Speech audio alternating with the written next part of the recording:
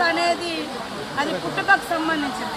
అంటే ఈయనతోటి బీఆర్ఎస్లో తెలంగాణ వస్తే కొత్త సాంప్రదాయాలు కొత్త విధానాలని చెప్పి వచ్చిన తెల్లారే టీడీపీలో ఉన్నటువంటి వాళ్ళను కాంగ్రెస్లో ఉన్నటువంటి వాళ్ళను జైన్ చేసుకున్నప్పుడు వాళ్ళు ఏ జైన్స్ అనుకున్నవయ్యా నేను అడుగుతున్నా. 2018లో కూడా కాంగ్రెస్ పార్టీ నుంచి 13 మంది ఎమ్మెల్యేలను జైన్ చేసుకున్నావు. ఇవాళ వాళ్ళ పార్టీ నుంచి రాగానే ఇవాళ రకరకాలు మాట్లాడుతున్నారు. ఫస్ట్ నీ పార్టీలో జైన్ చేసుకున్నటువంటి వాళ్లకు ఏ జీన్స్ ఉన్నాయని నువ్వు జైన్ చేసుకున్నావు. నీకు చిత్తశుద్ధి ఉంటే ఇవాళ కోర్టులో పోయి కొట్లాడుతున్నావు కదా, మరి ఆ రోజు వెంటనే తీసుకొని మంత్రులుగా కూడా చేసారు. ఏది నీ నీతి అంటున్నా కేటీఆర్, నీ నీతి నీ రీతి ఏదయ్యా?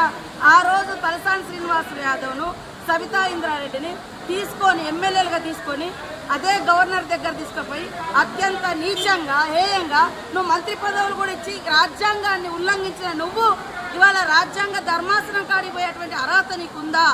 ఫస్ట్ ఇప్పటికైనా నేను సవాల్ చేస్తున్నా. మా పార్టీలోకి వచ్చినటువంటి ఎమ్మెల్యేలు నువ్వు అంటున్నావు కదా, దానికి పునాదిగా నువ్వు కొత్త రాష్ట్రంలో మొత్తం 2014లో 2018లో ఎవరున్నా కూడా పాపం సర్పంచులున్నా, ఎంపీటీసీలున్నా, జెడ్పీటీసీలున్నా, ఎమ్మెల్యేలున్నా, ఎంపీలున్నా అందరినీ భయపెట్టి బలవంతం చేసి రకరకాలుగా తీసుకొని అలాంటి మార్పిళ్లకు శ్రీకారం కొత్త తెలంగాణ చుట్టింది నువ్వు. నీకు రాజ్యాంగం మీద గౌరవం ఉంది.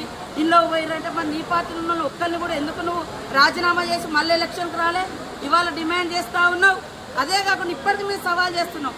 మీ పార్టీలో ఇతర పార్టీ నుంచి వచ్చిన వాళ్ళు ఇప్పుడు కూడా గెలుచున్నారు, వాళ్ళని కూడా రాజీనామా చేయించి ఆ రోజు మా పార్టీ నుంచి వచ్చిన వాళ్ళు సబితా ఇంద్రారెడ్డి కానీ, సుధీర్ రెడ్డి కానీ, లేకుంటే ఇతర టీడీపీ నుంచి వచ్చిన తలసాని శ్రీనివాస్ యాదవ్ కానీ మళ్ళీ ఇప్పుడు ఎమ్మెల్యేలు ఉన్నారు కదా, ఆ రోజు వాళ్ళు రాజీనామా చేయకుండా మీ పార్టీలకు వచ్చారు కదా, మీ పార్టీలకు ఈరోజు రాజీనామా చేయించి అప్పుడు మా దాంట్లోకి వచ్చిన వాళ్ళు అడిగితే జనం హర్షిస్తారు. కానీ నీకో నీతి మందికో నీతి అనడం ఇది ఎవరు కూడా హర్షించరు.